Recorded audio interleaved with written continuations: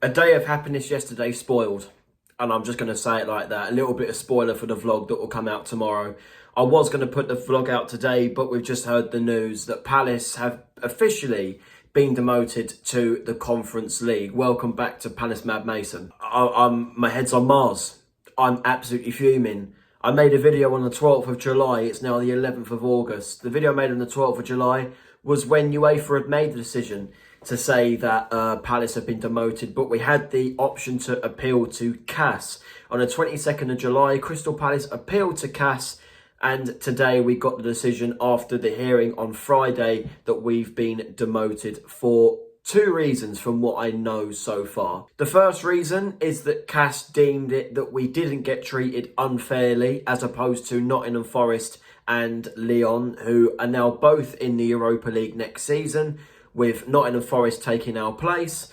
And they also thought that John Textor did have decisive influence with his time at Crystal Palace, and hence it's against the UEFA rules.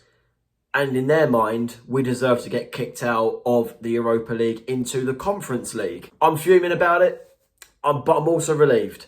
I'm also relieved that the drama's over and we're not pretending to be lawyers now. We've had to do that for the last 2 months. I want Palace to get ready for the season. Fight for compensation. I think we're going to do that. But it doesn't change the fact we're in the Conference League. Get ready for the season because it is going to be a huge season. Crystal Palace now, we're going to want to laugh in UEFA's faces. We've got to win this Conference League. I want to win it. I think we need to have an expectation to go far in this competition. But first of all, we've got to get past either, and it does apply now, FK Fredrikstad or SC Midtjylland. Looking like it's going to be Fredrikstad because it finished 3-1 to Midtjylland in the first leg. But yeah, I'm fuming. Really, I am fuming. Are there any positives from the decision that's been made from CAS today? Well, I don't think that the Conference League will have a much bigger strain on our squad just because we'll be playing easier opposition. It'll be more likely that towards the start of the competition anyway, Oliver Glasner may change up his squad and play some of the bench players and maybe a couple of players from the academy, give them a shot in Europe. Yes, there will be a couple of games where our Matetas, our Eberezes, if he stays at the club now, Mark Gaye's, Adam Wharton's, they are going to be needed from time to time. But if we sign a couple of players as well with, backups, it won't be such a strain on our squad.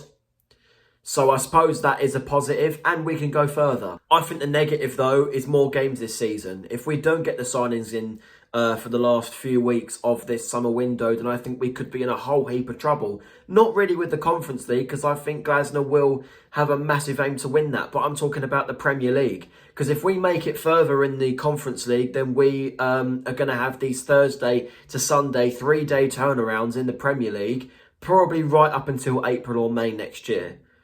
And I feel like that may cause to be a problem, especially if these Sunday games are against your bigger teams, where they'll be used to these turnarounds, and quite frankly, we won't be.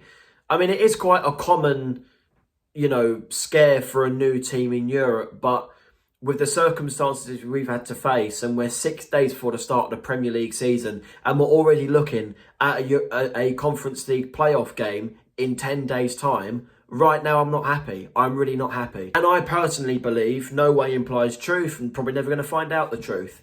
But I just think Crystal Palace have been made a pure example out of because we are a smaller club and it's easier for UEFA and CAS to do that.